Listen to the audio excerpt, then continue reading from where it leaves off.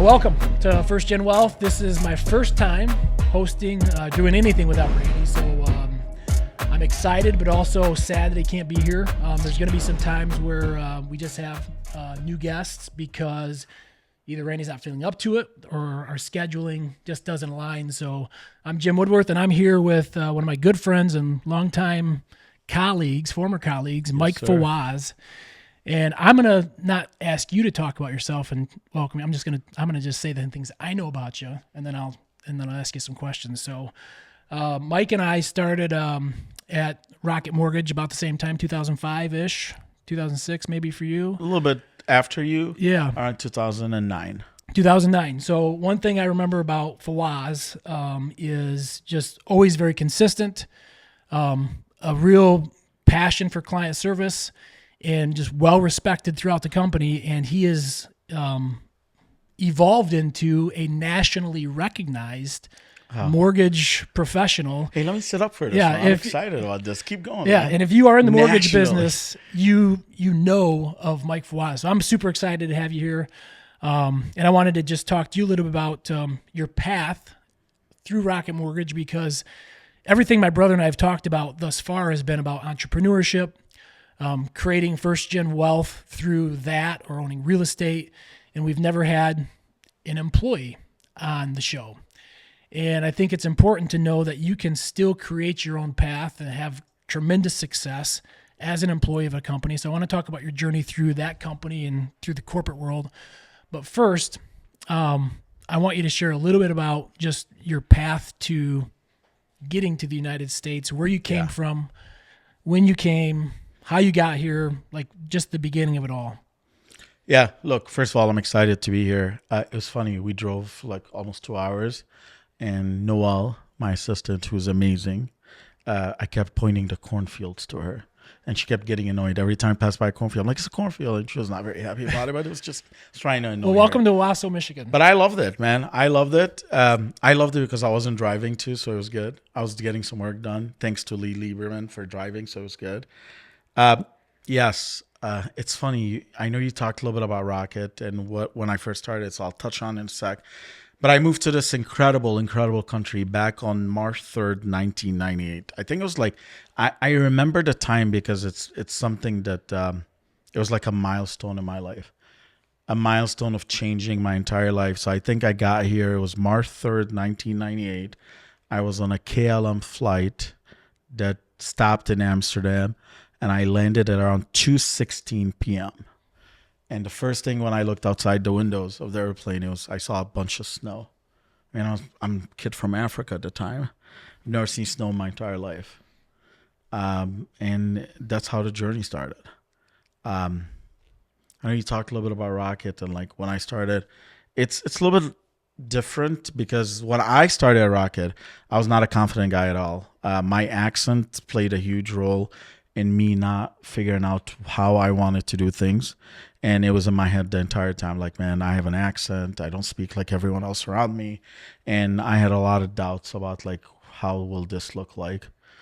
But it's crazy how life, like, this whole life, it's like you're on a journey and the wheel keeps turning. And it depends how fast you want to run with this wheel.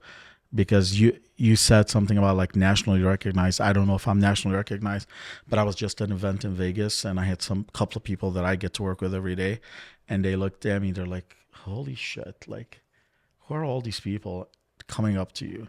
And everyone calls me Fawaz, and they know me, and it feels good. But was it easy? No. Is it easy today? Absolutely not. But sometimes in life, like when you want it, you got to go for it. And you got to ignore the noise, and you got to fight hard. I'm someone that moved here without barely any money. I've never like experienced a lot of things in my life until I came here. Things such as like a hot shower. Like this was like an experience. Things such as having a shower head. Like I remember back in Africa, I remember a blue drum. I don't know if you guys, like, if you know what I'm talking about, you probably do. Like these big oil drums, like machinery drums. We would buy an empty one, and we would drill a hole at the bottom of it, and we would put a faucet in it, and then we would like put it on a platform in a corner and fill it up with water. And then when you want to shower, you just open it and stand right under it. So I went from that to having a hot shower in America in 1998. And How old were you in 1998 when you came over? Hey man, I don't want to. I mean, you don't want to like it's like 10. Like I don't know. What do you want to? What do you want to be my age? I don't know. I see you as my age. I'm 44, but I feel like you may I'm be a older little. than you. So okay, so you were old enough older to than know, like, Yeah. you're not a third grader coming over at that time. No, right? not at all. So you're a No, 18-year-old, 20-year-old kid. I was like 18, 19. What was your first job when you got to the States? Gas station clerk midnight. Worked at a tile company for 4 hours in the morning, delivering tile to different tile shops. And then I also worked at another company doing like paperwork for them for 3 hours in the afternoon while going to school full time. And where'd you go to school? U of M, graduated, and then began my real estate career, which was, think about it, like sometimes in life things happen for crazy reasons. Someone that's was never born here. I don't have any family in Michigan, zero family at the time. Now I have my sister and my kids and my family, but at the time I had zero family. And the career that I decided to do was real estate agent. And the first thing they tell you as a real estate agent, give me your circle. Like, Yeah, right. Your sphere of influence. Your sphere of influence, your circle. And I legitimately didn't have anyone to write. I had zero friends. I didn't know like people. Right. But I wanted to try real estate because I thought this would be a cool thing. And I saw people wearing suits and tie and driving nice cars. And I'm like, man, you know what? I want to do this. I've done the gas station. I've done the car. I've done all this stuff. I'm going to do this one. Well, it didn't work. I think my first 3 months, I didn't have any listings and I didn't sell any homes. But I remember sitting in a office meeting. They used to do these 10 a.m. office meetings. And you would sit down and you hear all other real estate agents that talk about like their success and stuff. And I noticed like one of them had more listings than anyone else. Come to find out it was all about like the foreclosure business, and they worked with banks and they had foreclosures. But I say this all the time. It was like the most secretive society you can ever be part of. To know someone at a bank to get a foreclosure listing was like secret. Like we're talking like top secret, more than like secret service. It's like crazy. People made it so complicated. So one day I decided, you know what, I'm gonna get in it. So I sat home in my basement for 2 weeks straight, Googling every single asset management company in America, every single human being that worked at a bank that controlled these assets. And I can for sure on record say I've made 1,000 phone calls. And I got lucky with one human being out of Denver, Colorado. She said, nope, I'm not interested, but thank you. We have a ton of agents in your area. I said, cool, I'm going to give you my phone number anyways.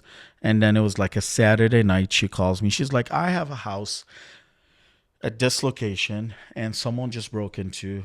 Can you help me and get it boarded up? And within 2 hours, not only I boarded it up without her telling me, I put a lock on it, cleaned it up, took incredible pictures, did everything, sent it to her. And the answer was like, wow. You're not getting the listing. I said, I get it. I just wanted to do it. But I knew, like, these are deposits. Right. So I made that deposit. It was Saturday I did it. Monday morning, she gave me 25 listings. So imagine, like, a world where I didn't have anything. My name wasn't anywhere. All of a sudden, I have 25 listings. All of a sudden, the lady next to her, sitting in another desk that runs another portfolio with another bank, she's telling her, hey, this guy, you got to give him. I get another 25.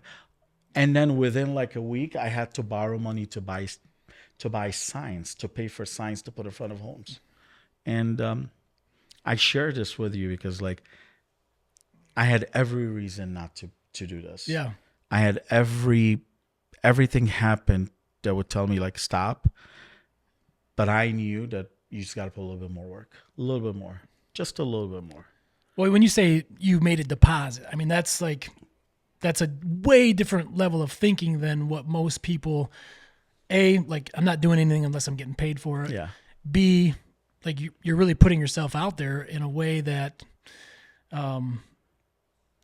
is abnormal. Look, here's what I'll tell you. A lot of people, and I actually tell this to my kids a lot. When my daughter was like getting ready, my daughter's 23 today. But when she was starting to like think about what she wants to do in her life, every time I talked to her, it was like, hey, she was like measuring things based on how much money she'd make. Well, I want to do this, I want to do that. And then I started telling her, well, why don't you do things based on what you like? And the reason why I say this to you is because a lot of people are very short-sighted, and I think our generation and the new generations are just very short-sighted because everything is fast. Like today, we live in a world where anything you want to know or anything you want, it's literally a click away. You want to get food from whatever, you'll be here in 10 minutes. Everything's fast. So everyone wants things to be fast. So no one is willing to make deposits. No one is willing to say, you know what, I'll do this for Gem, and then hopefully in 6 months, I'll see some return. No one wants to do so. I actually was just talking to my son about this, and I'll use this analogy with you. I told my son, and this is true, because imagine if you're on the beach, you're always happy. People that live, by the way, like on beaches, like where there's oceans and stuff, they're very happy. 95% of people in the world will tell you, I love the beach. I love being on a beach. I just love it. But the truth is, they don't know the beach. And it's from experience, from someone that lived in Africa on the ocean my entire life. You can't tell me you love the beach if you're really not willing to like dip your toes. You can't tell me you love the beach if you're not willing to walk on the sand while it's hot, barefoot, or swimming and getting the waves to push you around and hitting some rocks. Then if you do all that and you get out of the water and you tell me you love the beach, I'll tell you, you know what? I believe you. A lot of people say things like, oh, this looks nice, or I want to do this, but they're not willing to like try. So I was sharing this with my son. I'm like, don't tell me you love this thing before you really try it, but you got to try. Don't tell me you have big dreams if you're not willing to go fight for them. You got to try. And don't tell me like, hey, it's going to be hard, because it's not. You know what's hard is you sitting at home or taking no for an answer. I've had 1,000 excuses, Jim, to not be where I'm at today. And am I happy with where I'm at today? Absolutely not. I want you to know, like, I believe that I have a very good position today and I do a lot of things. But I spent, and Noel will tell you right now, last week, Sunday, partner meetings and dinners. Last week, Sunday, partner dinners and meetings. Monday, I had a full day schedule. Then I had to meet with partners for dinners. Didn't get home till midnight. Tuesday and Wednesday, I had an all access event where I had like 400 people in town from 6 a.m. to midnight both days. Wednesday night, got home around midnight. Thursday, had a full 7 hours meeting in Detroit. Flew to Vegas. Had a meeting, had dinner in Vegas, had a meeting the next day, took a red eye to Atlanta. I had a Primerica convention, 45,000 people on Saturday. Didn't get home till 2 o'clock in the morning, Sunday morning.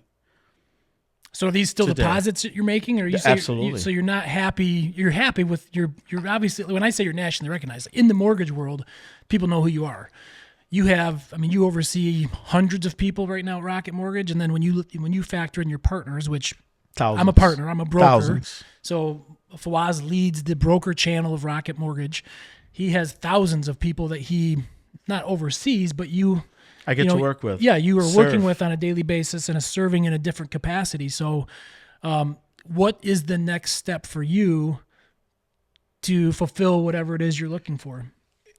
Yeah, you're probably surprised. I don't have an answer. You know why? Because I'm just making deposits for my future, and I'm not trying to figure out like what's next. I'm just trying to do it and do it and do it, and try to impact the outcome. I believe like what happens next will just be the aftermath of everything you've put in the work for.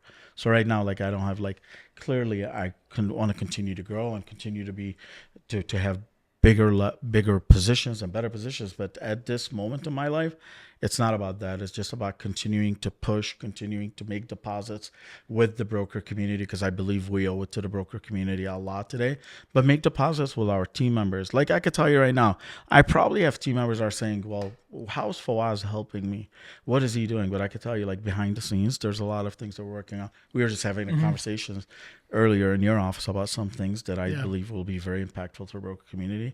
But that's why I'm pushing. Yeah. And that's why, like, I'll share with you, like, I'm not willing to stop. Like, people that stop is just, to me, like, I don't know why you would stop. You have an opportunity. You woke up this morning. You're breathing. There's no reason you would stop. Nothing in this world should put you in a position to stop. You just gotta fight for it. Yeah, that mindset reminds me. So I spent a lot of time at Rocket Mortgage, 14 years, and there's a lot of opportunity for growth. You started out as an entry level sales position, myself included, and you're always thinking about the next promotion. Executive banker, President's Club banker, team captain, director mortgage banking, regional vice president, whatever. And there's that pecking order of who's going to be the next one chosen. And Scotty Marks was very consistent in always saying, like, don't worry about that next position. If you focus on being the best you are in this position, you become the obvious choice for the next position. And so when you say, like, well, I don't know what's next, I'm just making these deposits because if I'm doing the best that I can in this position, and I would be willing to bet that's how you've gotten from an entry-level banker position to what's your title nowadays? Executive vice president. Executive vice president. So, and you've been there for 15 years now? 14, yeah. 14 years.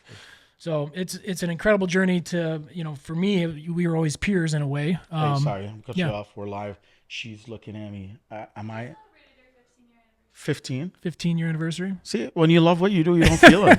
Just great. Yeah. Hey, I did have lunch, yes. But then I'm on a diet, and they brought all this fried chicken and stuff, and I didn't eat it. But it's okay. So this is the first time we've had a live audience. Thank you all. We do have a live audience. Fawaz brings a crew with him. It's an entourage. So I can appreciate where you are, because I know how hard it is and how many people are wanting those same types of positions that you are now in. So congratulations with all the success. I want to go back to March of 1998 just briefly, because you said you didn't have any family. Did your parents come with you at that time, or you were just on a plane by yourself and you showed up? And I was on a plane by myself. I moved here on a student visa, so I got lucky. Okay. And I've been here ever since. I have one sister. Luckily, 3 years later, she was able to move. She's now married. She has 2 kids. And then about not very long, about 6 or 7 years ago, I was able to move my parents here. They were able to get their papers and move. It's not easy to just come here. So it's been a process. So you came in 98, you've been here since, and your parents now, and basically 17 years later, now have joined you in the States. Yeah. And what do they do? Are they retired? Are they working? My dad is a sports analyst. Okay. You ready for this? Yeah. A sports analyst that does not get paid. He sits on front of a TV all day and watches soccer. Okay. But he thinks he's a sports analyst. Yeah. So I pay him to be in the sports analyst role. But it feels good to be able to do that. It feels really good. That's amazing. I sometimes say, man, you're too bored. Yeah.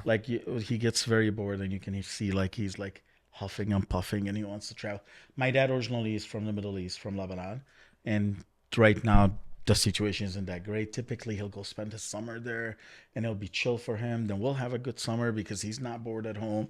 This year, it's not working the same way. He's bored. You go home, and you can feel it. Luckily, I don't know, Jim. You don't look like a guy that follows soccer, but it's okay if you don't. Not a lot. I'm judging you right here. See? Follow football. I tell you, let me tell you why I don't I think people don't follow soccer. You know Austin, New York, right? Mm-hmm. Sunday at 8:30 this Sunday, Austin calls my cell phone. Copa America final, Argentina, Colombia. The game is about to start. Austin calls me. I'm like, man, if it was football, he would never call me. Yeah, right. If it was the Lions, I'll never receive that call. I answered. I said, it's Copa America. He still didn't get it. 2 minutes later, I said, hey, the game is about to start, man. Let's go.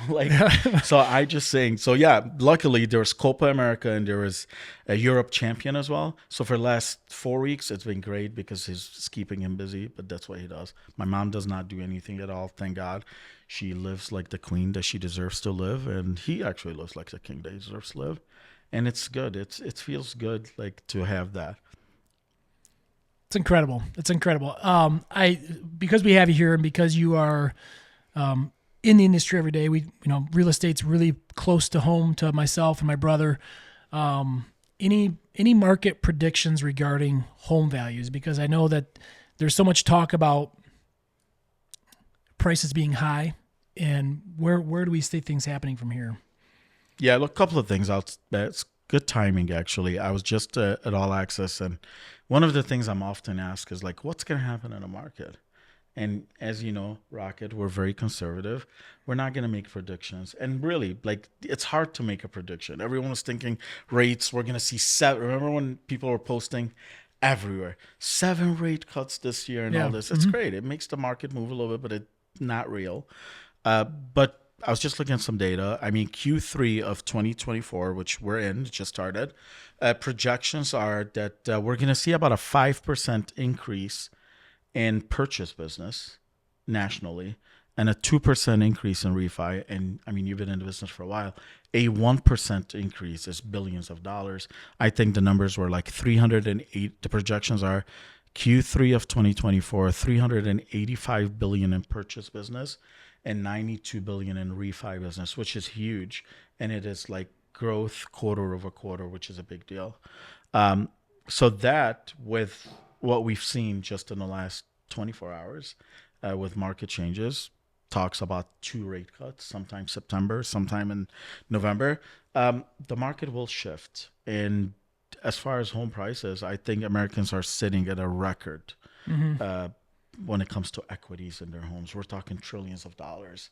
I don't think home prices are going to go down. I just don't believe that will happen in this market where the equity is there and the market is where it's at today. What I do believe, though, is we're going to see a movement in the market. People that are sitting at 5%, but they have a ton of equity and they don't want to do a home equity loan, are going to think about refinancing when the market drops a little bit. A 0.5% in rate today drop will, you can call that a refinance boom again, all over again. Just a 0.5%, but it's also a purchase boom because people that are waiting for that one move to be able to buy a house will be able to do so. Do you feel if we see that drop, let's say it's a 0.5%, and we see more people now want to get into the purchase game, to me that's another indicator that there's a reason why prices are not going to go down. Yeah, you'll see them continue to go up because now you have more people competing for those same homes, and we already have such a limited supply of homes on the market. Yeah, that's why I don't believe prices will go down. Like in my opinion, God forbid, I mean, unless a recession or something crazy happens, I don't see how prices can go down. There are more demand than what's available in the market. Builders can't build homes fast enough. And if you're building a home, you're waiting. Remember like back in like 2010, 12, you can build a house in like 3 months, 6 months, it's done. Now you're waiting. It's taking time, material and all this. So no, I don't think anything's going to happen to the value of homes, which is a good thing. That shows strength in the market. And now with like the changes with what the projections are, I do believe we're going to start seeing some improvement in our market very, very soon. Yeah. I'm excited about it. In our market, meaning the mortgage market, it's been a tough year and a half, sure. 2 years. Absolutely. We've seen 18 months. We've seen a lot of past coworkers go out of business or leave the industry, and so it's been tough. So, well, I really, really appreciate you making the drive to Owasso. When you go back, there will be more cornfields that you can look at. Hey, I'm excited about it. So just appreciate it all you can. I'm excited because I want you to leave with fond memories because we'd love to have you back sometime to spend a little more time with us. So. Hey, anytime you want, just let me know. I'll be here. And really, man, I think you've built something very, very special. We've worked together for a while, and I've always looked up to you, and I'm like, okay, this guy knows what he's doing, and he's a great communicator, and he's always like on top of things. And look at you, you're doing great things. Yeah, see, that's your turn now. There we go. Thank you. I appreciate that. By the way, I put my secret out there. These are the deposits I'm making because we need more business from you. But that's so as an independent mortgage broker, I have the option of using Rocket Mortgage or many other lenders that across the country, and we do use Rocket quite often, the majority of the time, because you guys are so easy to work with, and I have these relationships where we've both made deposits over the last I feel like 20 years for me now with Rocket and so on. So absolutely. So when I got a call in favors. I expect them to be granted every time. So we've got your back. He's foreshadowing for something. We'll figure it out. But Pat Gill knows what I'm talking about. So before we leave, I just want to give a quick update on Randy. So he's got what is the date today? The 16th. So he's actually he's getting chemo treatment right now as we speak. Next week, the week of the 23rd, he'll be in Houston at MD Anderson, which has been his goal all along to get the absolute best care. and it'll be basically his halftime check-in in regards to where he's at, what's been happening with his tumors. And hopefully we're praying for good news. And then at that point, they'll kind of give him a new plan for the next 12 weeks.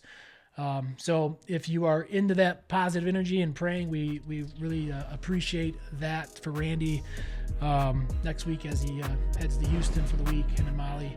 And that's where he's at. So pray for the best. Thank you.